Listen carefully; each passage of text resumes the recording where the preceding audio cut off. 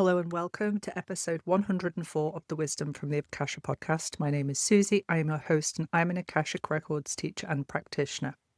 Before I get into today's episode, this is just a quick reminder that the next level 1 class is starting very soon. I'll put the link in the show notes for sign up if you want to come along to that class this time. Of course, I will be running level 1 again throughout the year. So if you're listening to this and that class is already passed, don't worry.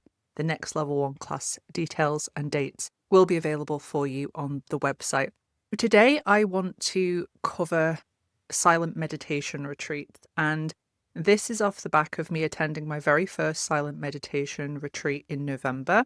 And what I want to do is I want to share with you what the retreat was like, my initial takeaways directly post-retreat back in November, and my takeaways from January looking back at the retreat, how it's impacted me, and of course, would I recommend it, who I would recommend it for, and who I wouldn't recommend it for. So we're going to get into all of that today. Before I get into the specifics of the silent meditation retreat that I attended, I do want to just give a little bit of an overview as to why we do retreats. I think because there are lots of very nice, gentle retreats out there nowadays, we've kind of lost the meaning and the intention and purpose behind going on retreat. So traditionally, within all spiritual traditions, retreats have been used to essentially withdraw from everyday life and all of your responsibilities and everything that you have going on, with the intention of deepening your connection to your inner self, deepening your connection to the divine, and essentially for spiritual renewal, for really turbo boosting or kick-starting or deepening this spiritual relationship and the spiritual development that you're experiencing. Traditional retreats are not easy. They're not a spa package. And I want you to understand that when you're looking for a retreat, it's very important to make sure that you know what you're getting yourself in for. If you do want to have a nice spa break with lots of gaps in, lots of time for yourself, different treatments, there's nothing wrong with that. They are very good and very beneficial, but it is different to a traditional spiritual retreat. So I just want to make that very clear from the start, because when I get into the schedule of the silent meditation retreat that I attended, you might think to yourself, that doesn't sound like a retreat to me. But from a spiritual retreat perspective, it's very common. The silent meditation retreat that I attended was only a 3-day silent meditation retreat. I have never done a silent meditation retreat before. I've done yoga retreats before. And I wanted to go in at the beginner level of this just to get a feel for how I got on and how a silent meditation retreat worked. For somebody who spends a lot of their time talking, okay, so working one-on-one with clients, looking after my family, making podcasts, making content, I knew that I was really going to find the being silent for 3 days quite a challenge. And actually, I really enjoyed it. I really enjoyed not having to communicate, being able to focus all of my energy and attention inwards. But I'll get into kind of the benefits a little bit later on. So the retreat that I attended was 3 days silent meditation retreat, and the meditation sessions were split into 45 minutes of seated meditation and then 15 minutes of walking meditation. And I have to say that I've never done walking meditation before, that very slow, mindful, purposeful meditation. And I found it really difficult to start with because you're having to slow everything right down. I really appreciated the fact that we had the session separated like that, because I am someone who is quite active and likes to move. So I did find that having walking and seated really, really suited me. We had group breakfast, lunch and dinner, all of course in complete silence, which was very strange. And at lunchtime, we would have a check-in with the facilitator of the retreat. And the facilitator of this retreat was a guy called Mike Cooley. He is an amazing teacher, and I will pop all of his details into the show notes. But that's the only time in the day that you're able to talk. In that time, that 5 minutes that you spend with the facilitator, who is essentially just checking in, seeing how you're getting on, making sure you're okay, because as I'm sure you can imagine, sitting with yourself focusing so inwardly on yourself for such extended periods of time can be quite difficult. The rules of the retreat were no phones, no books, no TVs, no writing materials. I did keep my phone with me because I'm a mother, and I did speak to the facilitator beforehand just to say I want to have that reassurance for myself, but I did make sure that I wasn't on there, I wasn't scrolling. And the daily schedule, we started at 6 a.m. and finished at 9 p.m. with a break for breakfast, a break for lunch, and a break for dinner. So it is quite an intense schedule, but I have learned since being on that retreat that most silent meditation retreats start at 4 a.m. So I was quite grateful that the one that I chose started at 6 a.m. because I am not the best in the mornings. So what are my takeaways immediately after? I did make some notes when I got home from the retreat just to make sure it was all fresh in my mind. It was fascinating to me to see how much resistance I had to even going to the retreat. So the retreat started on a Friday tea time, and for the entire day of the Friday, despite the fact I had everything organized, my ego really resisted. And because I'm very aware of keeping an eye out for ego, I knew that all of the excuses, all of the reasons I shouldn't go to this retreat were literally just the ego trying to stop me from doing something. So it wasn't intuitive guidance saying don't go and do this. It was just the ego being itself. But it was quite interesting to me, who has been meditating for years now, to see how much resistance my ego had to this process, which ultimately meant it was going to be good. The second thing I noticed was, even though I'm not a morning person, I really, really enjoyed the first 2 meditation sessions of the day before we had breakfast. I really enjoyed just the energy of that very early morning session. I did think that maybe I'd fall asleep, but I didn't. And I did find that without having the thought process of the day already mulling away in my mind, that those first 2 sessions of the day were extra special for me, which surprised me. The third thing was it was really interesting to see how much programming conditioning we have around our need to speak and our need to communicate. So, for example, when we were sitting down for a meal, you have this internal program conditioning saying you need to make small talk with all of these people around the table. Or when you're having a break and you're just sitting and reflecting, you need to be making conversation with people. That was a really interesting point of tension to work with because, of course, nobody in the retreat can speak. So it was really interesting just to feel into that. The next thing, of course, is what everybody experiences when you're doing extended periods of meditation, of course, is the physical discomfort. It is not comfortable sitting for that amount of time. So I was very pleased, as I said earlier, that we had it interspersed with these walking meditations. But it was interesting to see just how much the ego, again, would try to convince you to get out of the meditative state because, oh, well, your shoulder's sore or your knee's sore. And just by really trying to sit with that and allowing it to pass because it does was a really interesting part of the process. The next thing that I found is just how absolutely delicious being in silence was. Now, I'm usually quite good at making sure I have time in silence, making sure I spend time in neutral, but having a dedicated period of time to really go inwards and go into the silence was just amazing.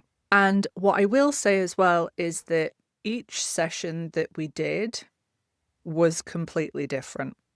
So we go in with expectations. We have, a session, it goes a certain way, and then we think, right, okay, the next session's going to be like this, and it will be totally different.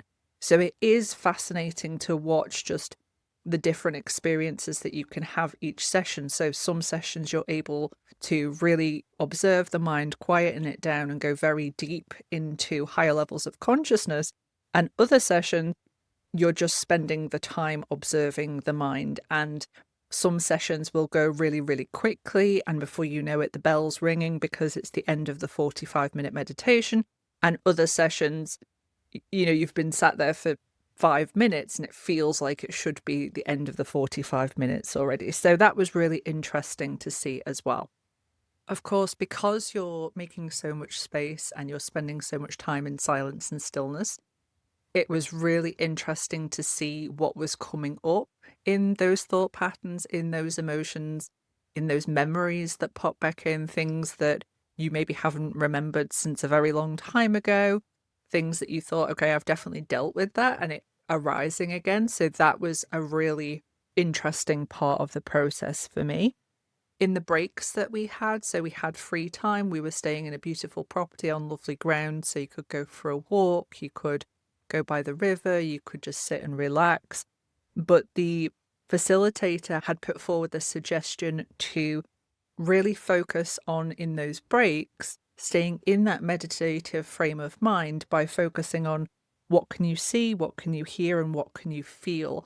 And I really enjoyed having that guidance, because what I found was that rather than in the breaks going off and thinking about things and spiraling into, normal everyday thought patterns, I was actually able to stay predominantly in that meditative space, even when we were having those gaps. And that's actually one of the practices that I've brought home with me, so that when I'm out for a walk, when I'm just contemplating, reflecting, really focusing on, okay, what can I see, what can I hear, and what can I feel?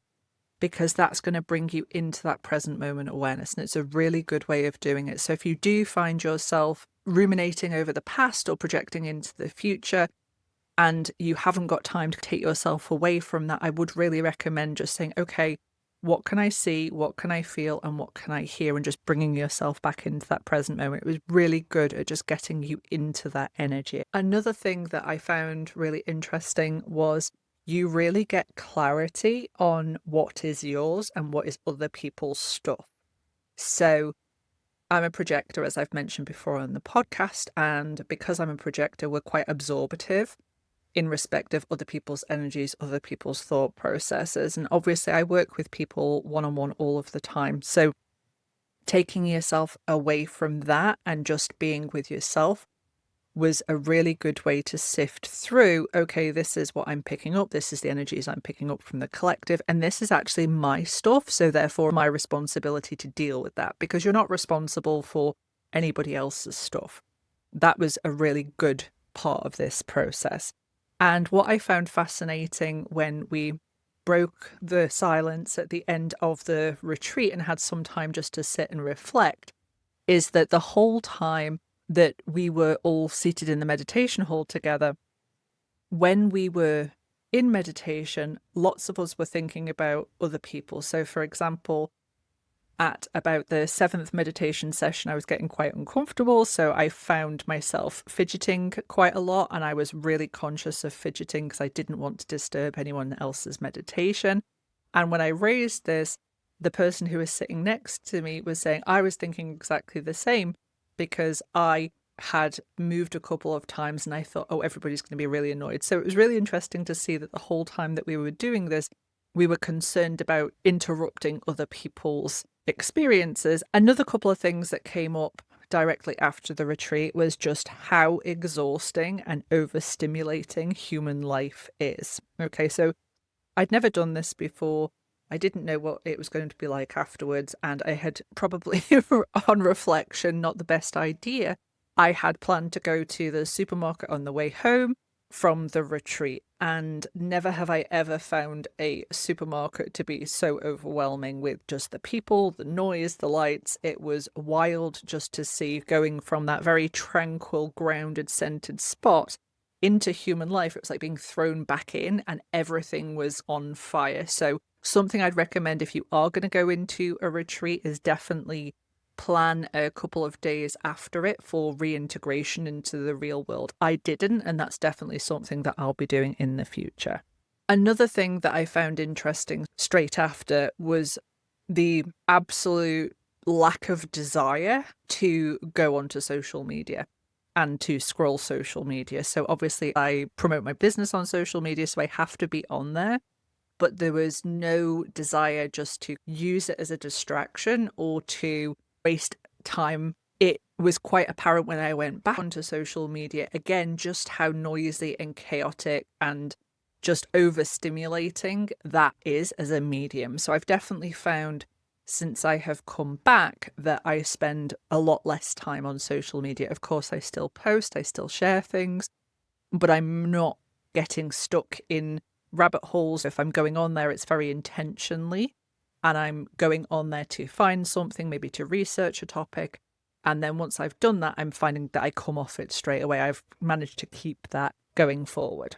Other things I've carried forward from the retreat that I'm really bringing into my personal practice for 2026 is a much deeper commitment to neutral time. Now, I am quite good at making sure that I have time to be in that neutral energy. But of course, I'm human just like everybody else. And sometimes I can go a couple of days and perhaps not have really prioritized the neutral time, or just grab 10 minutes here or 15 minutes there. I've made a much deeper commitment to my practice of being in neutral time and really trying to lean into creating more of that throughout my daily life and my weekends. So this is a non-negotiable because I know just how beneficial it is to me, to my ability to channel the Akashic Records, to my ability to receive guidance from my guides. It's now just a non-negotiable. So it's literally put into my calendar every single day. This is my neutral time, and it's booked out like an appointment with a client. Another thing that I've taken from the retreat is really trying to cultivate this present moment awareness more often. I talked about the see, feel, hear practice earlier. The other thing that I'm doing to bring more of that in is trying to only do one thing at a time. I used to be a chronic multitasker back in the days where I worked in corporate land. Multiple studies have proven that multitasking is just inefficient. So what I'm trying to do in 2026 is be a lot more mindful of when I find myself multitasking. So I'm very intentionally going in, checking emails and responding to them, coming out of them. Okay, on to the next task. That in itself is another way of still going about your daily life and getting things done, but in a way that is more mindful and brings you into that now, into that present moment. Something that really has revealed itself since the time that I've been on the retreat, and of course I've had some time off over the Christmas and New Year period, is just how much guidance, how much input we receive from the higher realms when we actually cut out the distractions. Okay, so I know that's not fun, it's not exciting, but by simplifying everything down, by perhaps not trying to do a million things at once and having noise and chaos and overstimulation everywhere, which is the way that the world is currently designed, by consciously taking yourself out of that, you're actually making much more space to receive things in. And I've definitely seen that since the silent meditation retreat, I'm receiving creative ideas. My imagination energy is much stronger. My ability to channel is much clearer. And this is a consequence, I believe, not just of the meditation retreat, but also of making sure that I'm keeping that dedication to space and cutting out the distractions. And the final thing is that being slower, being more gentle, and being more compassionate towards yourself is absolutely doable and absolutely essential to your soul's evolution and your spiritual growth. Okay? This goes hand in hand with what I've talked about before, about doing the opposite of what society is telling you, which is to be faster, to criticize yourself, to really push yourself. But actually doing all of that is going to support your spiritual journey so much more than trying to force it, trying to rush things through, and just giving yourself that bit of grace. So would I recommend a silent meditation retreat? This one is, it depends. So for someone who has an established meditation practice, absolutely, I would recommend a silent meditation retreat. It's going to deepen your practice. It's going to be like a turbocharge for your meditation practice. And I think you're going to get a lot out of it. Now, where I err on the side of caution with this one is I would recommend, if you have a dysregulated nervous system and you know that you have a dysregulated nervous system, that you deal with the dysregulation first. And the reason I say this is because spending a lot of time in stillness, in silence, is going to bring a lot of stuff up, and it may be that it's a little bit too overwhelming for you if you have a dysregulated nervous system. I would definitely recommend working on that before maybe going into something that is so intense as a silent meditation retreat. But for those of you who are good with your nervous system and you're just wanting to take your meditation practice deeper, would highly, highly recommend. So a couple of things that I would consider if I was booking another retreat, or if I was someone who thought, okay, I've listened to that, sounds great, what do I need to think about? So first of all is definitely a good teacher. The teacher who I did the retreat with, I had never done any classes with this individual, but this person came very, very highly recommended to me by a lot of people I know who I trust. I think that's very important because you're going to be very vulnerable, holding yourself, reflecting on yourself, taking yourself inwards, and having someone there that can hold space for that in a very kind, compassionate way and a very gracious way was brilliant. So I would definitely make sure that you know the teacher that you're going to, and make sure that you do really resonate with their energy. The second thing I'd ask to consider is finding one with a schedule that works for you. As I said earlier, I was a little bit, okay, am I going to be able to do the 6 o'clock meditation? But I absolutely did, and I really enjoyed it. Would I have made it at 4 o'clock? I'm sure I would, but would I have enjoyed it? Probably not. So do find one with a schedule that's going to work for you. As I said earlier, I really enjoyed having the walking meditation as well as the seated meditation. I know not all retreats do that, so definitely look into what the schedule is going to look like. Another thing, of course, on a very practical level is take things that are going to help you be comfortable. You are going to be uncomfortable physically, and anything that you can do to ease that is going to help you. So whether that's bringing your own cushions, bringing scarves, blankets, do what you need to do to make your body, your physical form, as comfortable as possible throughout the process. And then lastly, I'm going to say this again, I know I covered it earlier, but I do think it's key, is making sure that you have some post-retreat integration time back into your everyday life. I would not recommend doing this, finishing the retreat on the Sunday evening, and then going into your 9 to 5 Monday at 9 o'clock. Definitely take a couple of days off just to slowly and gently merge back into your everyday life. So I hope you've found this interesting. I hope if you've been thinking about going on a meditation retreat, it's given you some insight and some food for thought. And I, of course, will see you next week for the next episode.